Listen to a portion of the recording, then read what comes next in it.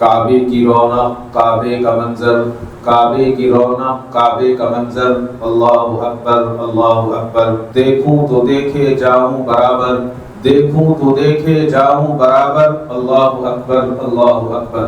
ألا بذكر الله تطمئن القلوب۔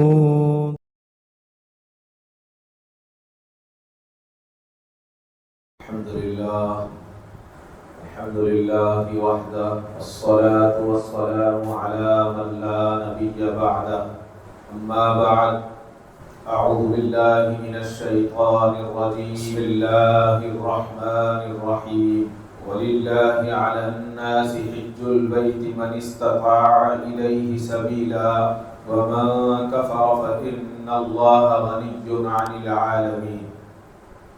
صدق الله مولانا العظيم، وصدق رسوله النبي الكريم، وعلى آله وأصحابه وأزواجه وذرياته وأهل بيته أجمعين، الحمد لله رب العالمين۔ کعبے کی رونق، کعبے کا منظر، کعبے کی رونق، کعبے کا منظر، اللہ اکبر اللہ اکبر۔ دیکھوں تو دیکھے جاؤں برابر، دیکھوں تو دیکھے جاؤں برابر، اللہ اکبر اللہ اکبر۔ محترم حضرات، عزیز طلباء، سورہ آل عمران کی 97 نمبر آیت میں نے آپ کے سامنے تلاوت کی ہے، جس کا ترجمہ ہے، اور لوگوں پر اللہ کا یہ حق فرض ہے کہ جو اس گھر تک پہنچنے کی استطاعت رکھتا ہو، طاقت رکھتا ہو، وہ اس کا حج کرے، اور جو کفر یعنی انکار کرے تو بے شک اللہ تعالیٰ تمام جہانوں سے بے نیاز ہے۔ یہ حج کے متعلق قرآن کریم کی آیت ہے۔ اسلام کے 5 ارکان ہیں، جس میں سے ایک رکن حج ہے۔ نماز روزانہ پڑھی جاتی ہے، توحید کلمہ طیبہ پر ہر وقت قائم رہنا ہے، زکوٰۃ سال میں 1 مرتبہ ادا کی جاتی ہے، روزہ سال میں 1 مرتبہ رمضان میں فرض ہیں، لیکن حج ایک ایسا فریضہ ہے کہ اللہ نے زندگی میں صرف 1 مرتبہ رکھا ہے۔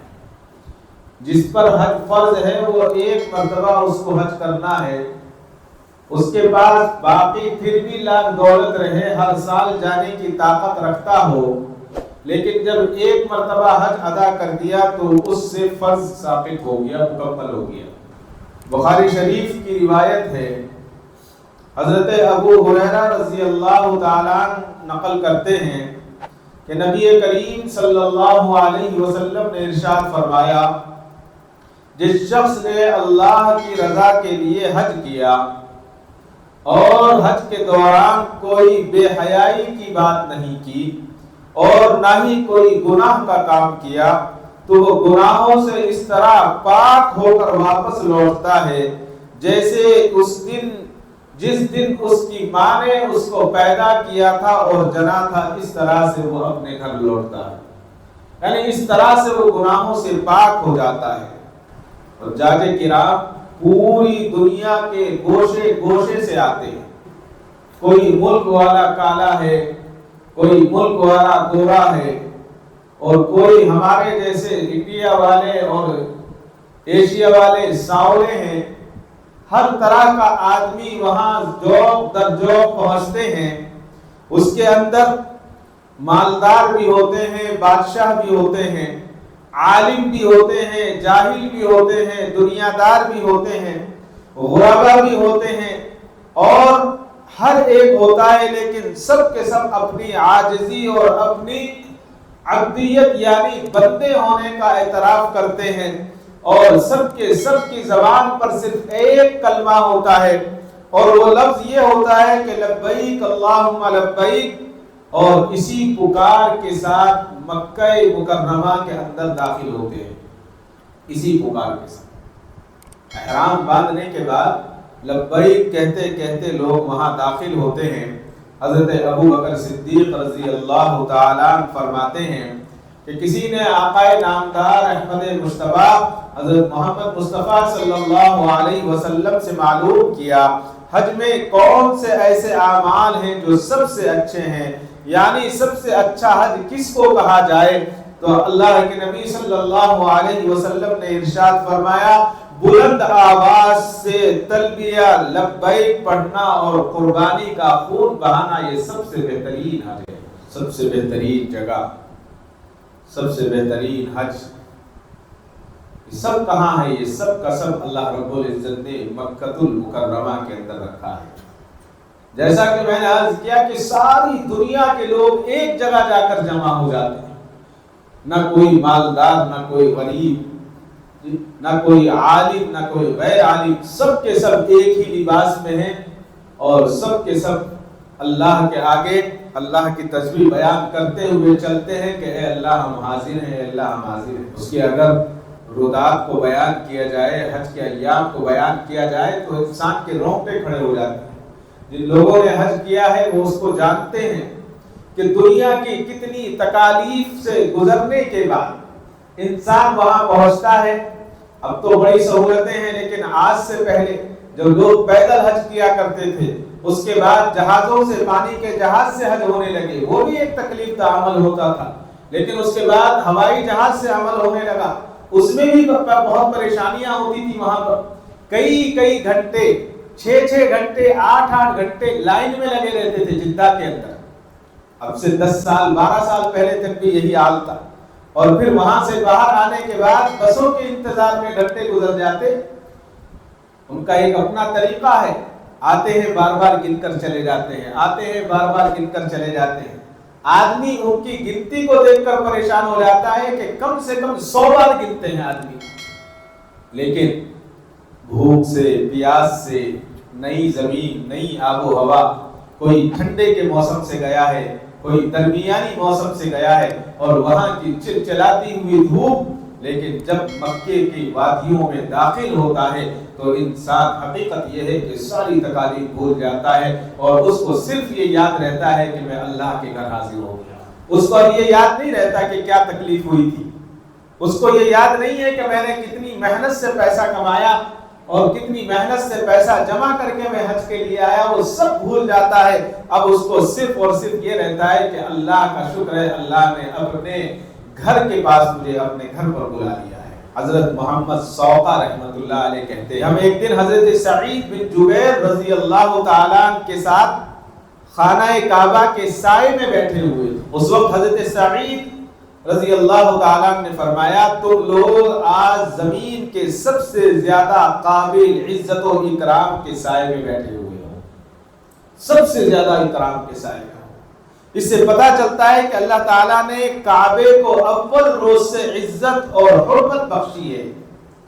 اب جس نے اس کی حرمت اور عزت کا خیال رکھا، اس نے گویا رب العزت کی حرمت و عزت کا خیال رکھا، اور جس نے اس کی بے ادبی کی اور بے حرمتی کی، اس نے گویا اللہ رب العزت کی عزت پر ہاتھ ڈالنے کی کوشش کی۔ حضور اکرم صلی اللہ علیہ وسلم نے مکہ مکرمہ میں جس طرح مکے کی شان کو بیان فرمایا، ہم اس کو اگر سنتے ہیں تو اس سے اندازہ ہوتا ہے مکہ مکرمہ کو ارض حرم اللہ نے بنایا، مگر لوگوں نے اس کی عزت قائم رکھی یا نہیں رکھی، یا کون رکھ رہا ہے آج ہم دیکھ رہے ہیں۔ اب کسی مومن کے لیے جائز نہیں ہے کہ یہاں خون بہائے، کسی مومن کے لیے جائز نہیں ہے یہاں کے درختوں کو اکھاڑے، کسی مومن کے لیے جائز نہیں ہے کہ وہاں کی برائی کرے۔ حج کے دوران آج کیا کیا عمل ہو رہے ہیں اب کہنے کی ضرورت نہیں، اللہ کا شکر ہے اس سال حکومت کی آنکھیں کھلی، اور حکومت نے وہاں پر اس سال جو ہے حرم کے اندر، مکے کے اندر بھی اور مدینے کے اندر بھی ویڈیو بنانے پر پابندی لگا دی ہے۔ یہ سب سے بہترین کام کیا۔ ایسا لگتا ہے کہ لوگ جو ہیں صرف اسی کو قید کرنے کے لیے جا رہے ہیں۔ پہلے تو صرف ہاتھ میں موبائل لے کر سیلفی لیا کرتے تھے، لیکن اب تو ایڈوانس ہو گئی ہے ٹیکنالوجی۔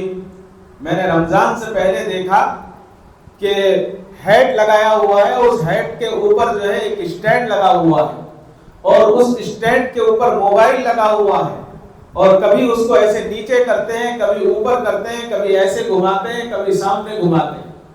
ایسا لگ رہا ہے کہ یہ عبادت کرنے کے لیے نہیں بلکہ عبادت کو قید کرنے کے لیے، عبادت کا صرف دکھاوا ہو رہا ہے۔ وہاں تو چلتے ہوئے بھی ڈر لگتا ہے، وہاں تو بات کرتے ہوئے بھی ڈر لگتا ہے، وہاں تو زور سے بولنا بھی بے ادبی ہے، لیکن کتنی جرت ہے، کتنی آدمی کے اندر ہمت ہے کہ اللہ کے گھر کے سامنے جا کر ویڈیو بنا رہا ہے۔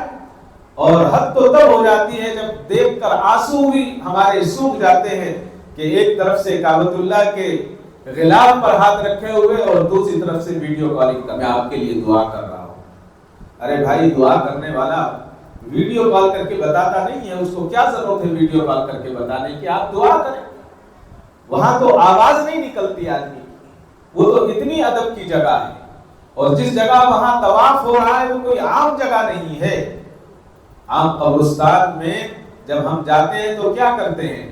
آپ قبرستان میں بتایا گیا کہ جہاں پر ذرا سا اونچا ہو تو اس بات کا خدشہ ہو سکتا ہے کہ یہ قبر ہو، لہذا قبر پر نہ چڑھے، بچ کے چلے اس جگہ سے۔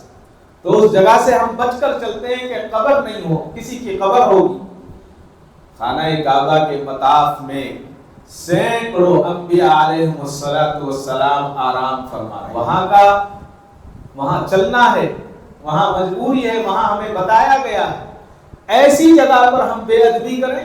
کیا میں اپنے باپ کی قبر پر یا اپنی ماں کی قبر پر کھڑے ہو کر وہاں ویڈیو بناؤں؟ بالکل نہیں بنا سکتا، میرا دل گوارا نہیں کرے گا کہ میں وہاں جا کر کامنٹری کروں، وہاں جا کر ویڈیو بناؤں۔ حضرات انبیاء علیہ السلام آرام فرما رہے ہیں۔ ہمیں یہ بتایا گیا ہے کہ بزرگوں کی قبر پر جا کر وہاں شور نہیں مچانا ہے، خاموشی کے ساتھ چلیں، خاموشی کے ساتھ پڑھیں۔ لیکن زمانے کے ساتھ ساتھ زمانہ اتنا بدلا کہ پہلے بزرگوں سے سنا کرتے تھے کہ نیکی کر دریا میں ڈال، نیکی کر دریا میں ڈال۔ آج نیکی کر یا نہ کر، واٹس ایپ پر ضرور ڈالتا ہے، بغیر کر کوئی رہا ہے ڈال یہ رہا ہے بھائی۔ ارے کرنے والا کر رہا ہے، اللہ نے اگر اس کو توفیق دی ہے تو تجھے کیا ضرورت پڑی؟ حج کرنے والا جب حج کا احرام باندھتا ہے اور تلبیہ پڑھتا ہے اور اس کے بعد 10 ذی الحجہ کو جانور ذبح کر کے بال کٹوا کر احرام کھولتا ہے اور اللہ اکبر کی صدائیں لگاتا ہے، اللہ تعالیٰ کی عظمت و کبریائی کو بیان کرتا ہے، اسی کے نام سے حج شروع کرتا ہے اور اسی کے نام پر حج کا دن ختم ہوتا ہے۔ اس سے بڑی سعادت اور اس سے بڑا دن اس کے لیے نہیں ہے۔ حج کوئی عام چیز نہیں ہے، حج جو ہے ایسی چیز ہے، حج کر لیتا ہے تو اس کی زندگی بدل جاتی ہے، وہ نمازی بن جاتا ہے، جھوٹ سے، دوسری چیزوں سے اور دوسری بلاؤں سے دنیاوی محفوظ ہو جاتا ہے اور اپنے آپ کو محدود کر لیتا ہے۔ لیکن حقیقت یہ ہے کہ حج اللہ تعالی ہم سب کو حج مبرور عطا فرمائے، صحیح حج کرنے والا بنائے۔ آج اکثریت ایسی ہے کہ 50% لوگ یہ سوچتے ہیں کہ جا کر حج کر لیں گے تو لوگ ہمارے نام کے ساتھ ہمیں حاجی کہنے لگیں گے اور حاجی لگتا ہے۔ 50% لوگوں کی نیت گھومنے کی ہوتی ہے، اللہ رحم فرمائے۔ شاید کچھ ہوتے ہوں گے اللہ کے 1 2 4 بندے جن کی وجہ سے سب کا حج اللہ تعالیٰ قبول کر لے۔ پہلے بھی ایسا ہوتا تھا، بتاتے ہیں ایک واقعہ سنایا کرتے تھے حضرت والد صاحب رحمۃ اللہ علیہ کہ پہلے زمانے میں جب شادی کے لیے لڑکی کے گھر بارات جاتی تھی تو اس میں اس وقت علماء بہت کم تھے، تو اگر کہیں گاؤں میں کوئی حاجی صاحب ہوتے تو ان کو ضرور لے کر جاتے اور کہتے کہ بھئی فلاں محلے میں ایک ہمارے حاجی صاحب رہتے ہیں، ان کو ضرور لے کر جانا ہے بارات میں، یعنی لڑکی کے گھر۔ اور لے جانے کی وجہ کیا ہوتی تھی کہ وہاں جانے کے بعد 1 دن 2 دن 3 دن جتنے دن لڑکی والا لڑکے والوں کو اپنے گھر پر مہمان کے طور پر رکتے تھے وہاں، اور رات جب ہوتی تو سب بیٹھ جاتے، سادگی کا زمانہ، اور بیٹھنے کے بعد کوئی نظم پڑھتا، کوئی نعت سناتا، ورنہ تو پھر حاجی صاحب سے کہا جاتا کہ حاجی صاحب آپ حج کے واقعات کو بیان کریں، اور وہ حاجی صاحب 2 3 رات حج کے واقعات کو بیان کرتے تھے، اور اس طرح بیان کرتے اور سننے والا اس ذوق سے اور اس شوق سے سنتا تھا، اس کو ایسا لگتا تھا کہ جیسا وہ منظر اس کے سامنے ہو۔ 2 3 رات اس کو منظر کو سنا جاتا، ان لوگوں کے اندر ایک شوق پیدا ہو جاتا ہے، ایک جذبہ پیدا ہو جاتا ہے کہ ہمیں بھی حج کرنا ہے اور ہمیں بھی حج کے لیے جانا ہے. اس کو کہتے ہیں حج. اور ان حاجی صاحب کی باتوں میں اتنا اثر ہوتا تھا، بتاتے ہیں کہ جب وہ بیان کرتے تھے تو لوگ رویا کرتے تھے ان کی بات کو سن کر. تو ایک ایسا ہی لطیفہ بھی ہے کہ اس زمانے میں لوگ حج کے لیے جاتے تھے. تو ایک صاحب حج کے لیے گئے اور سب لوگوں کو جانا ہندوستان ایک جگہ سے تھا، بمبئی سے جاتے تھے سب لوگ. بمبئی سے جہاز چلتا تھا، اکبری جہاز. تو لطیفہ ہے کہ حاجی صاحب جو ہے گئے اپنے گاؤں سے، بچوں نے بھیجا، پہنچنے میں لیٹ ہو گئے یا کیا ہوا راستے میں اللہ جانے، ان کا جہاز چھوٹ گیا.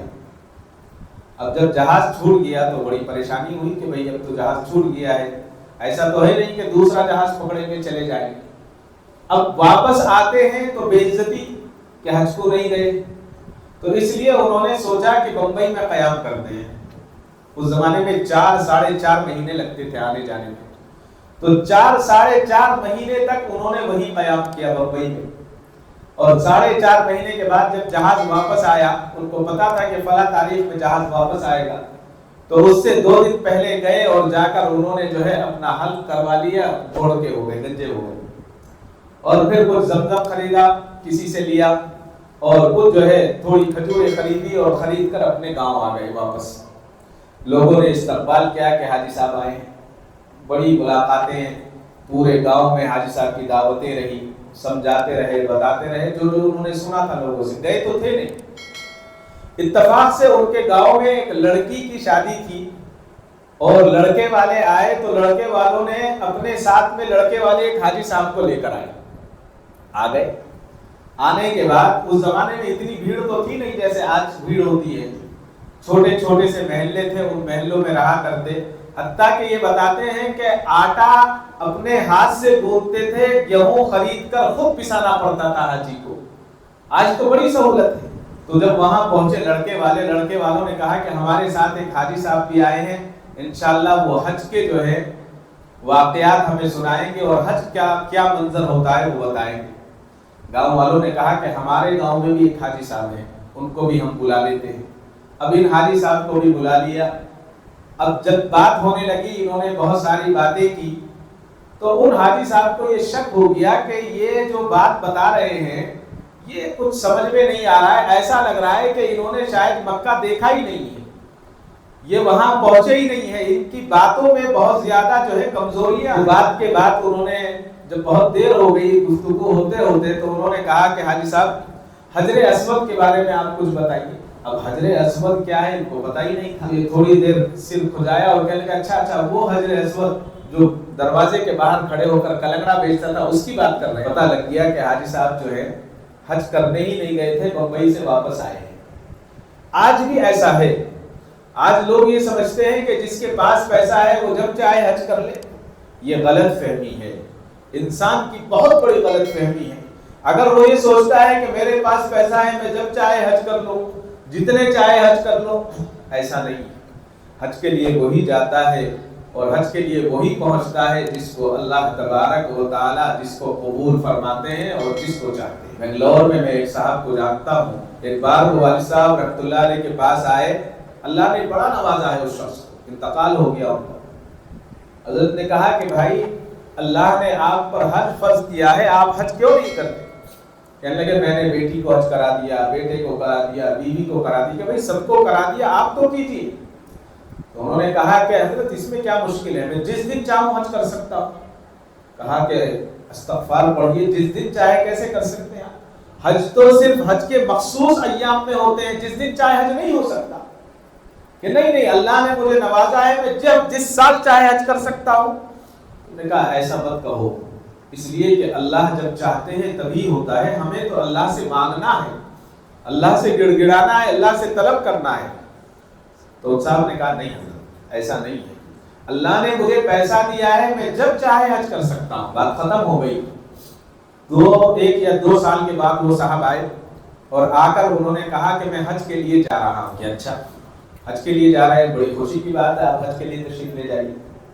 وہ حج کے لیے چلے گئے. یہاں سے حج کے لیے جانے کے بعد جدہ ایئرپورٹ پر پہنچے اور پہنچتے ہی ان کی طبیعت خراب ہو گئی، اتنی طبیعت خراب ہوئی کہ وہاں سے جہاز سے اتار کر ان کو ایمبولینس میں لے جایا گیا اور سیدھا جدہ ہاسپٹل میں ان کو بھرتی کر دیا گیا۔ 10-12 دن وہ بیمار رہے۔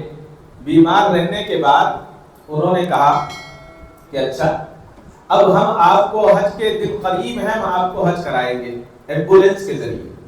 تو حاجی صاحب جو گئے ہوئے تھے انہوں نے کہا کہ نہیں ایسے مت کرائیے، میں تو اپنے گھر بنگلور واپس جانا چاہتا ہوں، لہذا حج سے پہلے وہ بنگلور واپس جدہ گئے، پیسہ خرچ کیا اور جدہ ایئرپورٹ سے ہاسپٹل بیمار ہو کر بھرتی ہوئے اور پھر واپس آ گئے۔ نہ انہیں مکے کی زیارت ہوئی، نہ انہیں مدینے کی زیارت ہوئی، اور خامخواہ جیسے گئے تھے ایسے ہی واپس لوٹ آئے۔ اس کا کیا مطلب ہے؟ اس کا مطلب یہ ہے کہ اللہ تعالیٰ جسے چاہتے ہیں اپنے گھر بلاتے ہیں اور جسے چاہتے ہیں اپنے گھر سے آنے کے باوجود گھر سے دور کر دیتے ہیں۔ انسان حج پر جانے کے بعد بڑی بڑی غلطیاں کرتا ہے، ہمیں یاد رکھنا چاہیے وہ زمین ایسی زمین ہے جہاں پر ایک نیکی کرنے کا اللہ تعالیٰ ہزاروں نیکیاں کرنے کا ثواب عطا فرماتے ہیں۔ اسی طرح سے فرمایا کہ اگر ایک گناہ کرتا ہے تو اس کی خطائیں بھی 70 خطاؤں کے برابر مانی جاتی ہیں۔ حضرت عمر فاروق رضی اللہ تعالیٰ اور حضرت عبداللہ بن عباس رضی اللہ تعالیٰ فرماتے ہیں کہ میں 70 خطائیں کروں، مجھے یہ زیادہ پسند ہے کہ ان میں سے ایک خطا مجھے میری اگر مکے میں ہو جائے تو یہ میرے لیے بڑی وبال ہے، بڑی مصیبت ہے۔ اگر 70 خطائیں مکے سے باہر ہو گئی تو اتنی بڑی پریشانی نہیں ہے جتنی پریشانی ایک خطا مکے میں کرنے کی ہے۔ اور حضرت مجاہد رحمۃ اللہ علیہ فرماتے ہیں مکہ مکرمہ میں گناہوں کو اس طرح دگنا کیا جاتا ہے جس طرح مکے میں نیکیوں کو بڑھایا جاتا ہے۔ اسی طرح سے شیخ ابن جریج رحمۃ اللہ علیہ فرماتے ہیں کہ مجھے یہ بات پہنچی ہے کہ غیر مکے میں کی جانے والی ایک برائی مکے میں 100 برائیوں کے برابر شمار کی جاتی ہے۔ معلوم ہوا کہ وہاں پر جانا اور وہاں پر حفاظت سے رہنا اور وہاں کا اکرام کتنا ضروری ہے۔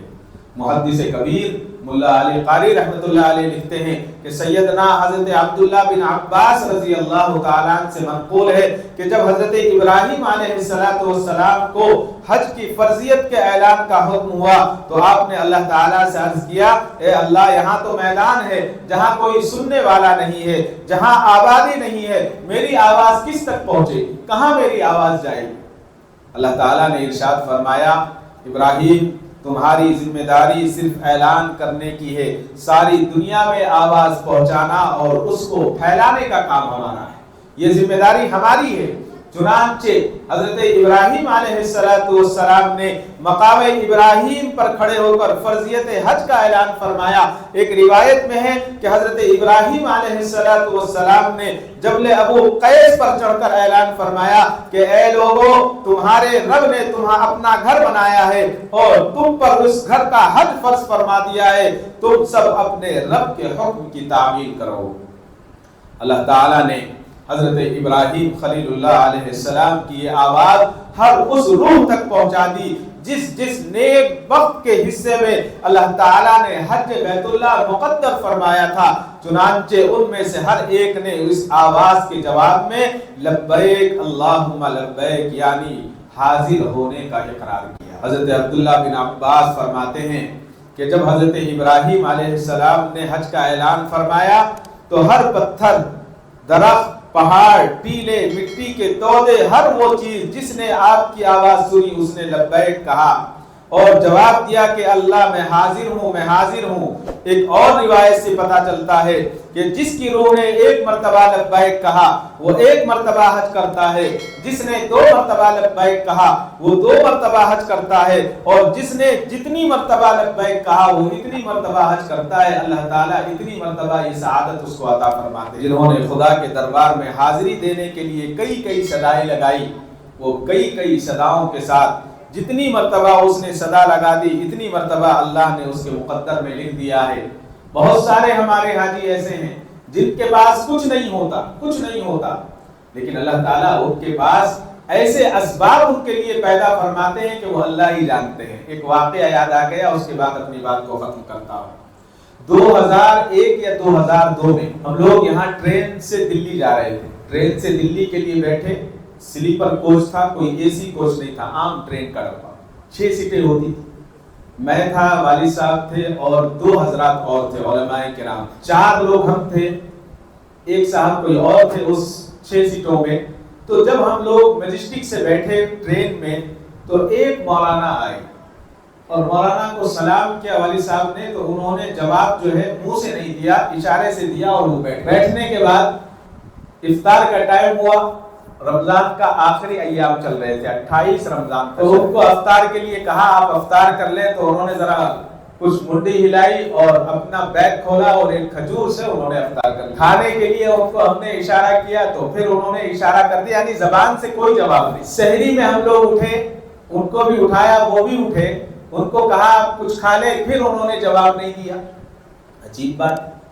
اسی طرح سے دوسرا دن تقریباً عصر کا وقت ہو گیا، نماز کے وقت وہ بھی نماز پڑھتے تھے وہیں، لیکن انہوں نے کسی سے بات نہیں کی۔ 24 گھنٹے ہونے کو تھے تو ایک اسٹیشن آتا ہے شولہ پور سے آگے، سائی بابا اسٹیشن ہے اس کا، چھوٹا سا اسٹیشن، 2 یا 3 منٹ ٹرین رکتی ہے۔ جیسے ہی وہاں ٹرین رکی، ایک صاحب آئے دوڑے ہوئے اور آ کر انہوں نے بہت جیسے گھبرائے ہوئے ہوتے ہیں اور کہا کہ فلاں صاحب کون ہے، فلاں صاحب کون ہے، ان صاحب کا نام لیا، ہم تو نہیں جانتے۔ انہوں نے کہا کہ میں ہوں۔ تو وہ ان کے پاس بڑی محبت سے بیٹھے اور ان کے پاس ایک اتنا بڑا پیکٹ تھا پیپر کا لپٹا ہوا، اور وہ انہوں نے ان کو دیا، کہا کہ حضرت آپ اپنا ایڈریس دے دیجئے۔ تو انہوں نے ایڈریس لے لیا اور بس اتنی ہی بات ہوئی، فون نمبر موبائل نمبر کچھ نہیں تھے اس زمانے میں، اور وہ ٹرین سے اتر گئے۔ عجیب معاملہ۔ محسوس یہ ہوا کہ یہ صاحب ان کو جانتے نہیں اور پہلی ملاقات، اور یہ بھی محسوس ہوا کہ یہ جو پیکٹ دیا ہے اس میں کوئی بہت بڑی رقم ہے، بہت بڑے پیسے۔ اب عصر کا بعد ہو گیا، عصر کے بعد والد صاحب نے کہا کہ بھائی آپ ایک عجیب آدمی ہیں، کل سے میں دیکھ رہا ہوں آپ سے کوئی بات کرتا ہوں، پوچھتا ہوں تو آپ جواب نہیں دیتے۔ اس نے کہا کہ ہاں میری غلطی ہے، میں آپ بتاتا ہوں، میرا کام ہو گیا ہے، اب میں آپ کو بات بتاتا ہوں کہ کیا بات ہے۔ تو انہوں نے کہا کہ حضرت میں فلاں علاقے میں یو پی کے فلاں مدرسے میں پڑھاتا ہوں، میری تنخواہ 1500 روپے ہے، مجھے یاد ہے 1500 روپے میری تنخواہ ہے، اور میں اللہ سے ہر سال حج پر جانے کی دعا کرتا ہوں، اور دعا کرنے کا میرا یہ طریقہ ہے کہ میں روزانہ 10,000 مرتبہ درود شریف پڑھتا ہوں، درود ابراہیمی، روزانہ 10,000 مرتبہ۔ اور اگر کہیں چلا جاتا ہوں رشتہ داروں میں یا کسی فنکشن میں یا کہیں، اور میرے وہ 10,000 چھوٹ جاتے ہیں تو میں ان کو سفر میں پورا کر لیتا ہوں۔ تو لہٰذا کل سے جو میں نے آپ لوگوں سے بات نہیں کی، اس کی وجہ یہ تھی کہ میرے کئی دن کے درود شریف چھوٹ گئے تھے، تو ان درود شریف کو میں نے پورا کیا، اور جب میں یہ درود شریف پورا کر لیتا ہوں اور میں اس کے توسط سے یہی دعا کرتا ہوں، اے اللہ مجھے حج کا انتظام فرما دے، تو اللہ تعالیٰ کسی نہ کسی بندے کو میرے پاس بھیج دیتے ہیں اور مجھے حج کرا دیتا ہے۔ اور پھر اس نے ایک بات کہی جس کے بعد ہم وہاں سننے والوں میں سے تھے، رونگٹے کھڑے ہو گئے اور جو ہے سوچنے پر مجبور ہو گئے کہ اللہ تعالیٰ کس طرح نوازتے ہیں۔ تو ان کی انہوں نے کہا کہ اس سال ایسا ہوا، جب میں حج سے واپس آیا تو میری اہلیہ نے کہا کہ آپ ہر سال حج کو جاتے ہیں، آپ سے ایک گزارش ہے کہ اس سال مجھے بھی حج کو لے کر چلیں، آنے والے سال میں آپ مجھے بھی حج کو لے کر چلیں۔ کہنے لگے کہ مجھے تو شوق ہے ہی، اب میری بیوی کو بھی شوق ہوا، لیکن میرے پاس تو کوئی انتظام نہیں تھا پیسے کا، لہٰذا اب میں نے درود شریف بڑھا دیے ہیں اور میں درود شریف زیادہ پڑھ رہا ہوں۔ حضرت میں ان صاحب کو نہیں جانتا جو آئے تھے مجھ سے ملنے کے لیے، اور آ کر انہوں نے مجھے 2 حاجیوں کے پیسے دیے ہیں اور یہ کہا ہے کہ جاؤ تم اور تمہاری اہلیہ اس پیسے سے حج کر لو، اللہ نے اس سال بھی میرا حج کا انتظام کر دیا۔ کہا کہ یہ کیسے ہوتا ہے؟ کہا کہ یہ مجھے نہیں پتا، لوگ بتاتے ہیں کہ کسی نے کبھی خواب میں آ کر بتا دیا، کبھی اللہ کے نبی کسی کو حکم فرما دیتے ہیں کہ جاؤ میرا فلاں بندہ میرے روزے پر آنے کے لیے تڑپ رہا ہے تو اس کا حج کا انتظام کر دو، تو وہ میرے حج کا انتظام کر دیتے ہیں اور میں چلا جاتا ہوں۔ آج ہم اپنے گریبان میں جھانکیں، ہم کسی کو نہ کہیں کہ حج کا منظر کیا ہے، حج کے لیے جاتے وقت ہمیں کیسے جانا چاہیے، اور حج پر جانے سے پہلے ہمیں کیا تیاریاں کرنی چاہیے اور کیا ہونا چاہیے، حج کیا چیز ہے، اس چیز کو نہ ہم سمجھتے ہیں، جبکہ حج جیسا کہ میں نے شروع میں عرض کیا کہ اسلام کے ارکان میں سے 5واں رکن جو ہے یہ رکن ہے جس پر حج فرض ہے، اس کے لیے حج کرنا ضروری ہے۔